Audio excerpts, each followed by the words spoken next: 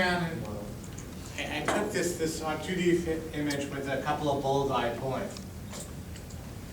I saved it as a matrix file. Tin model saved as a matrix file. Clearly showed those points. I took this matrix file, brought it into cloud, was able to clean out those points.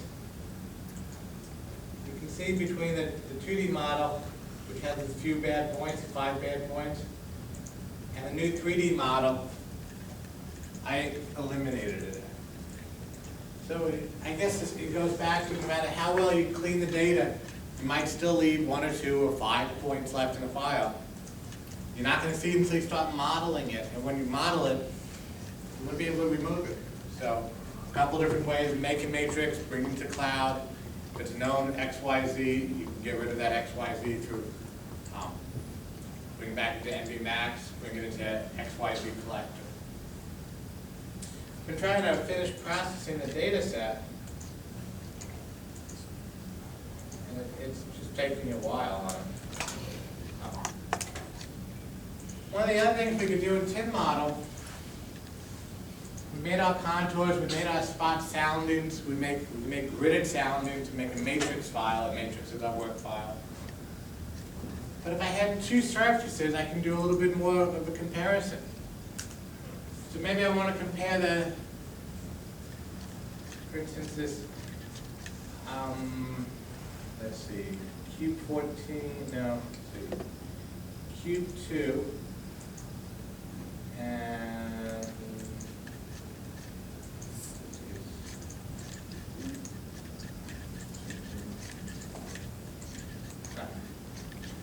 so there's spot 10, and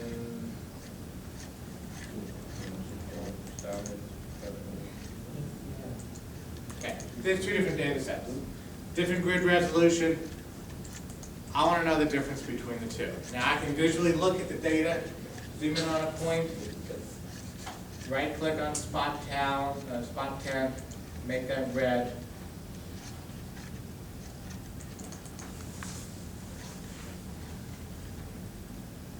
So there's a difference, 11.8, 10.4. Well, how do I quantify that sounding at that point? Well, tin model, we bring up tin model again. Now we're going to bring in the 2 surfaces. We're going to bring in spot 10 and cube 2. File new, cube 2, spot 10. Tin max side, it's going to be twice the spacing, so spot 10 is 10 meter grid size, so I'm going to put 20. Cube 2 is 2 meters, well 20 is going to be fine for that. So I'll keep it at 20. When it builds it, watch what happens. It says reading point, merging tins. It might take a few extra seconds because it's putting 2 tins together. 2D model fill area. It's only going to show the overlapping area. One of them had a huge amount and the other one was just 2 lines. Well, where are they overlapping? That's what it's going to show. I have this button up here, this 2 blue windows. That's a clone window. It's cloning the 2 windows. Well, I'm seeing the same thing. That's no big deal. But if I go to the setup, in either one of these, let's go to this one up here, tin 2. So that's going to be the cube window. This is the spot 10. You can see clearly there's a difference between the 2 surfaces. Again, how do we quantify it? Well, I can draw my little profile in either one of the windows. It doesn't really matter. Left click to draw. If I had a good video, thought it would show a little bit better. Now I can see cube 2 is a red line. Spot 10, maybe one had a tide, maybe one didn't. Probably that's the difference. You can see the difference. So I can export this out, this little camera icon. I can change the scale, I can do a lot of stuff. But I can see there's differences between the 2 surfaces.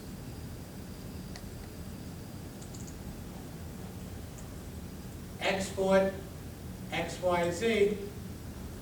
Now notice I have tin to tin difference.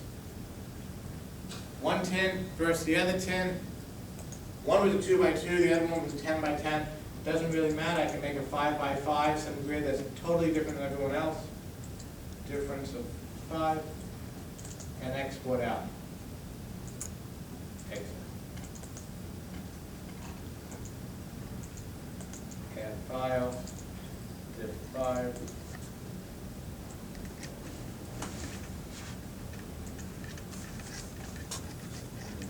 .4, 1.3, probably a time value that we're seeing with some offset. Doesn't really matter, it's one of the values.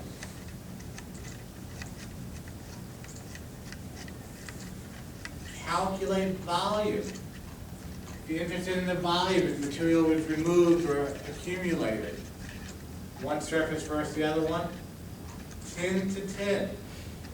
Tin to level is, okay, take a level at, it's 4 to 14. Level of 4, level of 5, level of 6. How much material is at each of the stratification levels?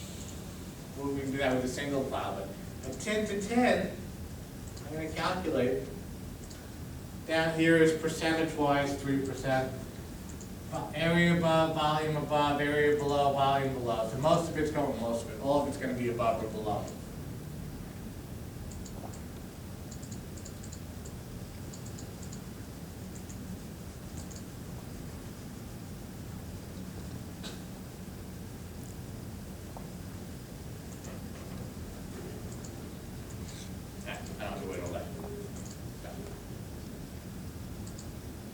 So I can see volume and area above, and if it was above and below.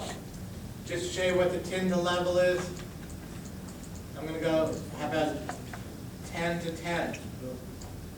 10 to 10.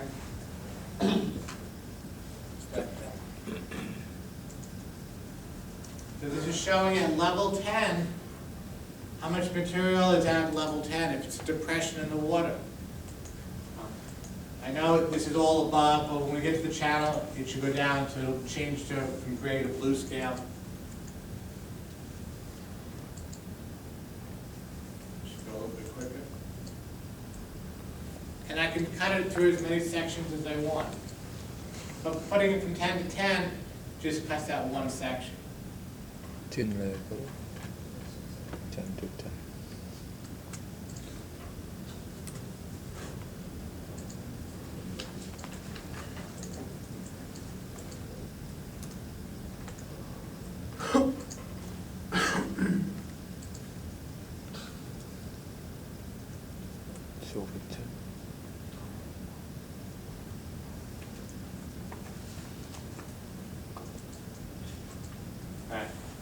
So the channel we know is deeper than 10, so we can see how much material is there.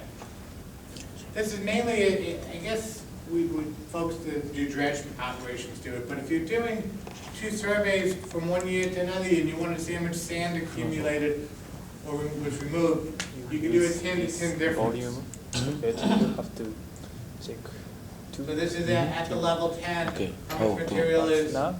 So above and below that 10 level. Everyone don't have to think only one. Only one. Everyone can't use this. File So new. please, what? How is We did a difference one. 2D model, fill area. Now, most of it's at 1.3 or 1.4 meters. Again, usually see some variation, but that's to take a surface to a surface.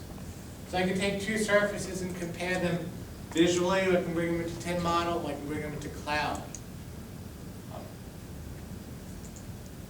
The clone window allows me to see the second window, and the setting allows me to see the tin 1 or tin 2 if I have a second tin. If I only have a single tin, I can still draw a profile section.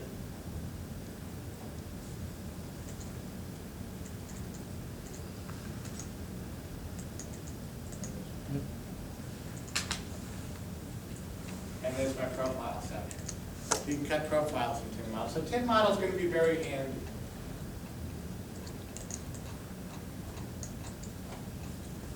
Almost done? No, look at this. Oh, forgot one in there.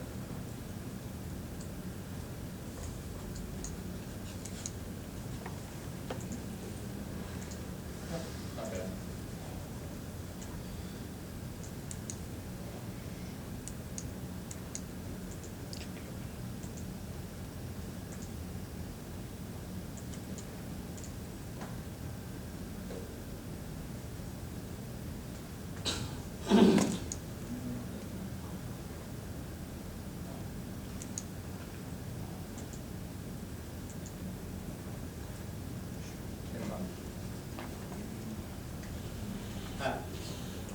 model. 15 minutes, I'm just gonna go through a few slides, and tomorrow we're gonna do more hands-on tin model.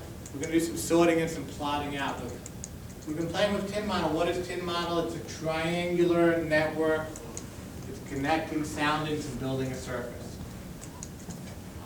Other folks use tin as well. This is our way of making a surface.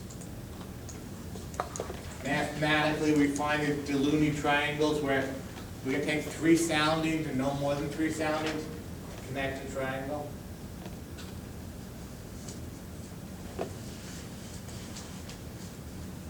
Yeah, so this is the overview. What's good for it to make pretty pictures? Sure. We can make 3D and 2D pictures. We can do some volume quantities, contouring, which we saw. Basically contours or solid filled contours.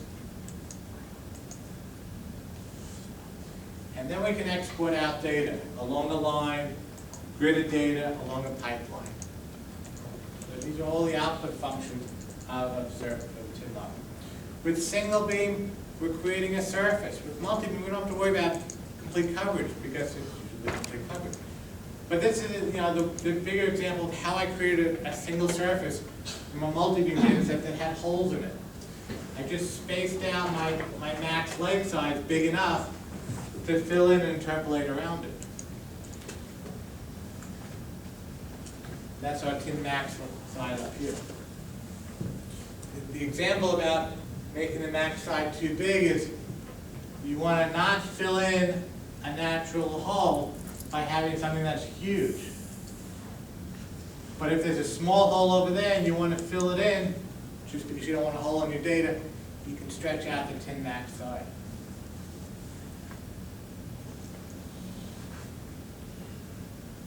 We're building triangles, and we have an editor tool to remove triangles if something like that occurred.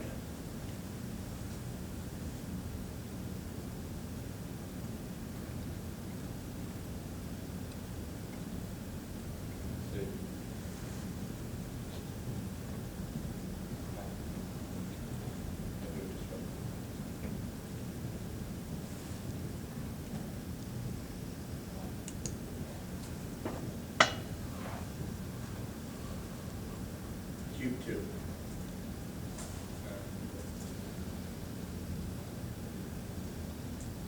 2D model fill area. And that's what we've been looking at. But under modify, I can edit the tin. I'm looking at the actual triangles in here. Maybe there's a triangle that, typically around there, that's stretched a little bit far. I'm stretching too far between soundings. Let me zoom in a little bit.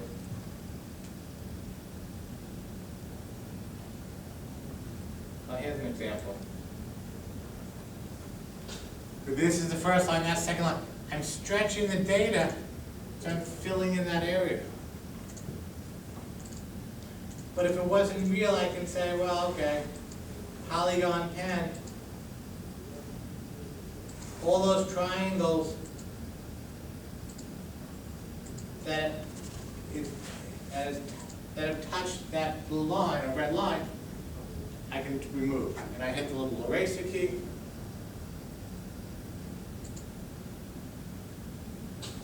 And I go into 2D model fill area. There's my hole over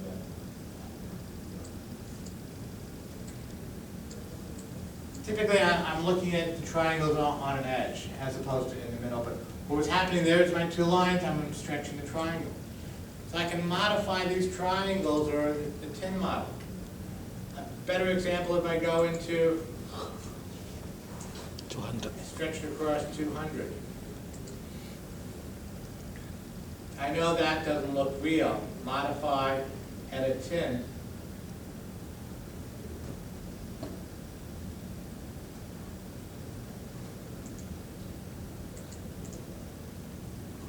Something's going on over there.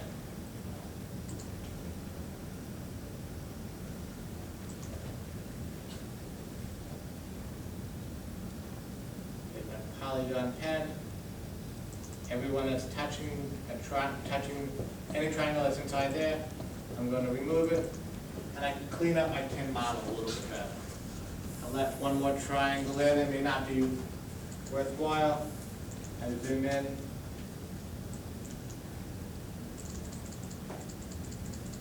I don't want that one, and that one, that one, and that one.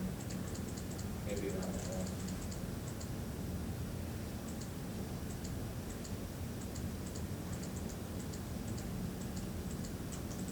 So even though the tin model automatically builds it, we can go ahead and clear out certain triangles that we don't like. So it's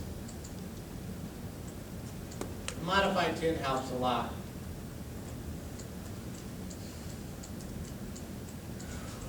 Where we can cut it along the line, we can clip it to a border file. One of the things that we have in tin model and some of the other programs is the whale. Is a high pack symbol. And what that does in any of these programs says, okay, I select that, I bring up a dialog box. These are the available backgrounds that are shown up, a DXF, a grid file, a target file, any of the files in the background. So I can actually put them into the tin model so I can clip my triangles as needed. The example here is that whale symbolizes this type of dialog box that you can bring in other files. But in tin model, it allows you to bring in a background file to see what the tin is actually being created against.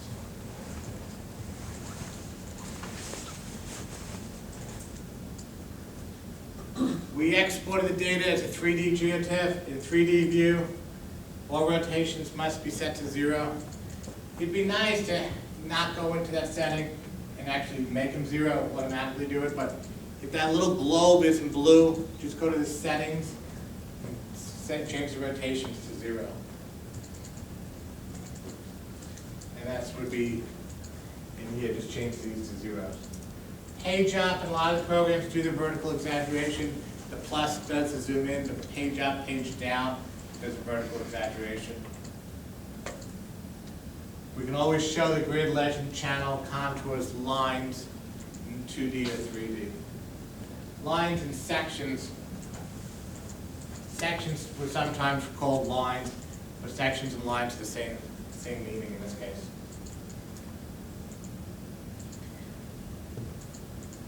What I hope to do by tomorrow afternoon is take our bathymetry, take our side scan, drape the side scan over the bathymetry topography. In tin model, you can merge in the tin surface next to bathymetry. You're not going to be draping it, but you're going to be merging it together. So TIFF and tin combination. So if you have a background chart next to the bathymetry, we can do it. If you want to drape your side scan over your bathymetry, we can do that tomorrow in 3D TV.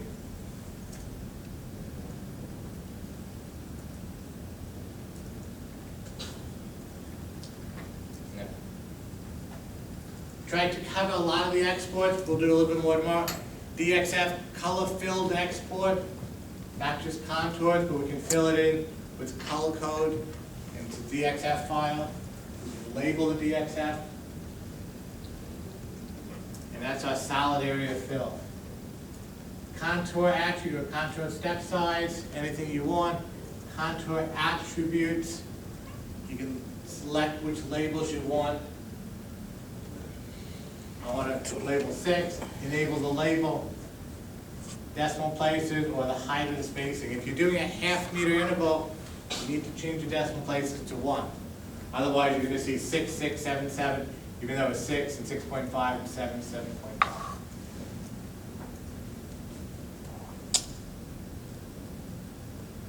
The smoothing. Well, we don't want to see sharp edges. We want to smooth it out a little bit. There's a sharp edge and there's a smooth edge. But you don't want to over smooth it. Same thing as like the tin max leg. You don't want to put a huge number in. So try using the value of the leg size. We were using 20, put in 20. Try 10 and 30. See if that makes any difference.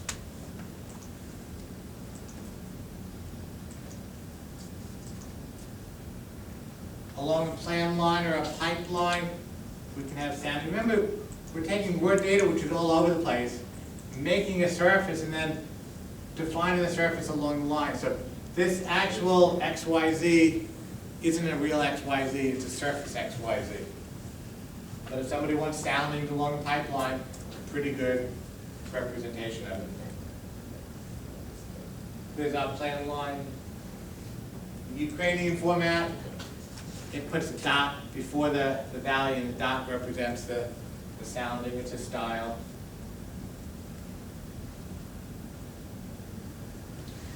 There's my pipeline. You can actually bring it into cross sections and volumes and plot it out that way.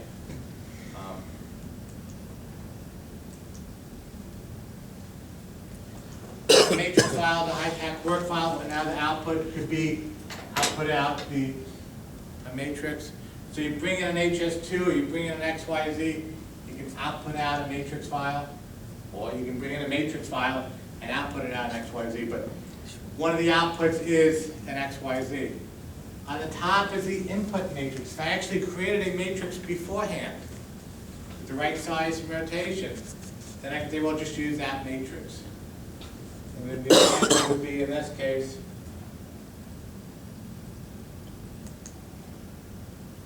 in the editor, here's my matrix.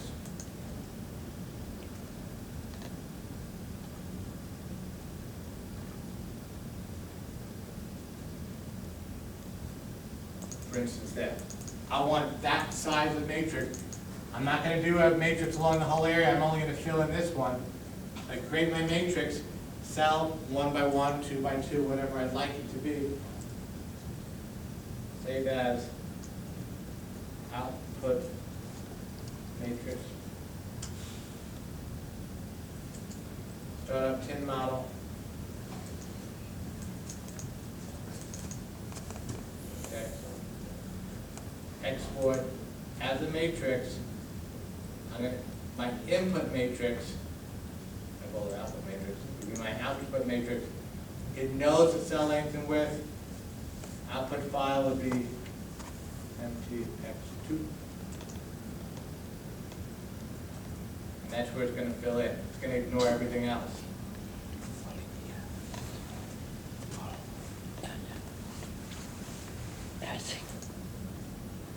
There's my matrix too. So if I have a defined matrix, I can fill it out any way I want, any rotation I want. Typically, no, you don't do that. You usually say, okay, I'll let tin model decide the size of the matrix.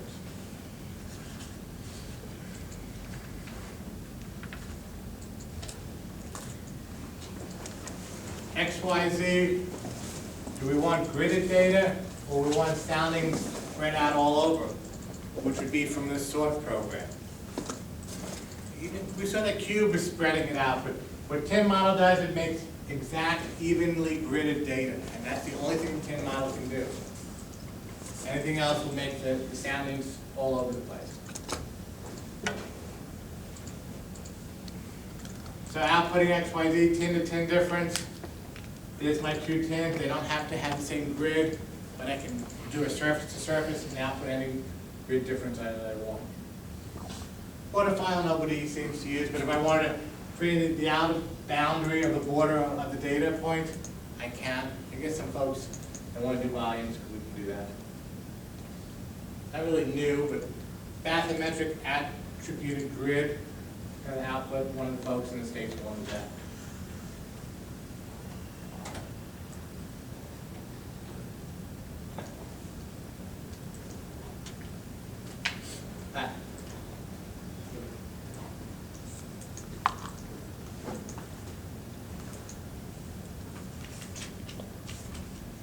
I would like to challenge myself to see if I actually got anything done today.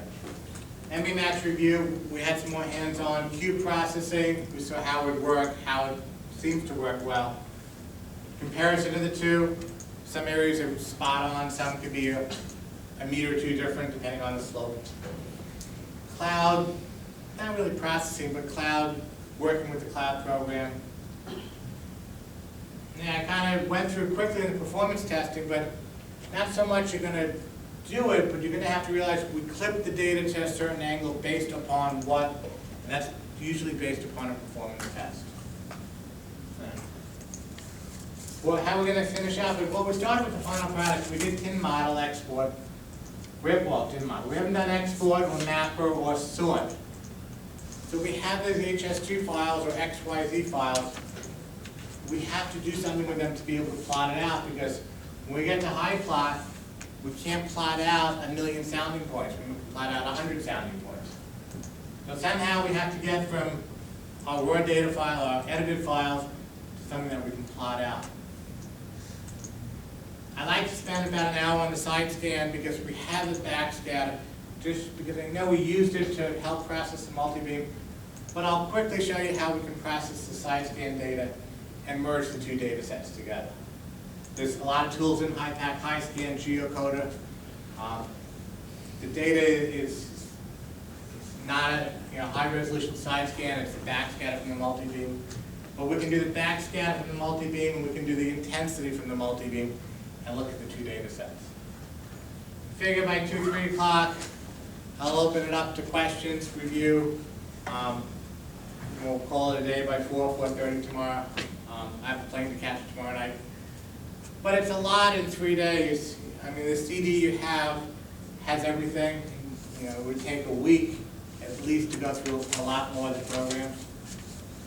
But a lot of the hands-on stuff gets you it's not just me talking. You see what buttons to press, or what you can get stuck on, or how easy it is to do certain things.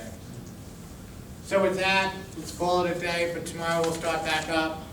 We'll go right into the export and the mapper program. Any questions, let me know. I'm not going too far. I suppose keep the computers here like you did yesterday. Come back tomorrow with some good questions, or not. Have a good evening.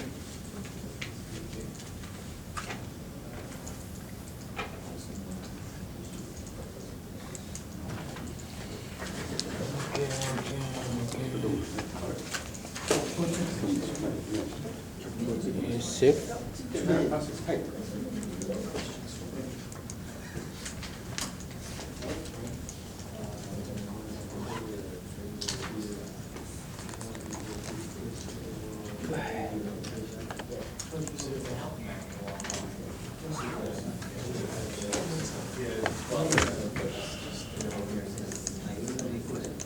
Save it. Okay.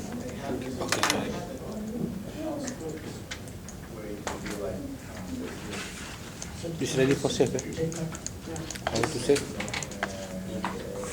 Save? Save it. Yes, close. Save project? No. Save project? Okay. Hmm? It's up to you. I'm not sure.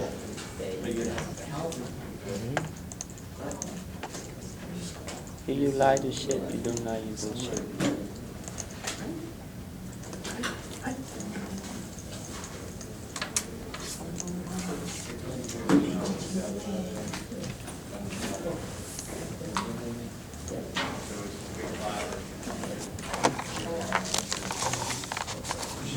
For us or studio? Everything.